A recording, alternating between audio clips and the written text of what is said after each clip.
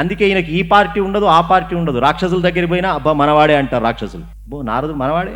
వాస్తవంగా దేవతలకి రాక్షసులు పడదు. అటు నుంచి ఎవడైనా ఇటు వచ్చినా అంటే విని అబ్జర్వేషన్ ఉండాలా వద్దా?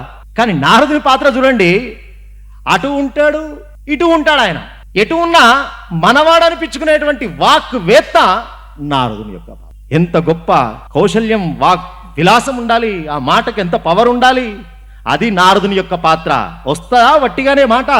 ఆ మాట ఒక 100 మందిని కూర్చోబెట్టగలగాలి అంటే, ఆ మాట చిరస్థాయిలో నిలబడాలి అంటే, ఆ మాట ఒక వ్యక్తి యొక్క జీవితంలో మార్పు తీసుకు రాగలగాలి అంటే, ఆ మాట నోటి నుంచి వచ్చిన మాట కాదు, ఆ మాట ఉపాసనా శక్తితో వచ్చిన మాట.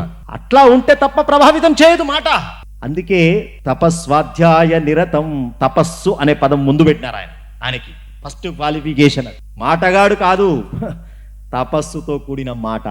తపస్సుతో కూడిన మాట ఉందనుకోండి, అనుష్ఠానంతో కూడిన మాట ఉన్నదనుకోండి, దాంట్లో వ్యర్థం ఉండదు, దాంట్లో లౌకికం ఉండదు, దాంట్లో తన బెనిఫిట్ తన స్వార్థం ఉండదు. సమాజం యొక్క శ్రేయస్సు, విశ్వ శ్రేయస్సు, జనుడి యొక్క ఉత్తరనే ఉంటుంది. అందుకే నారదుని యొక్క ప్రతి మాట లోకానికి ఏదో ఒక అల్టిమేట్ గా, ఫైనల్ గా లోక కళ్యాణం చేసేటువంటి కార్యంగానే నిలబడ్డది నారదుని యొక్క మాట, నారదుని యొక్క చేష్ట.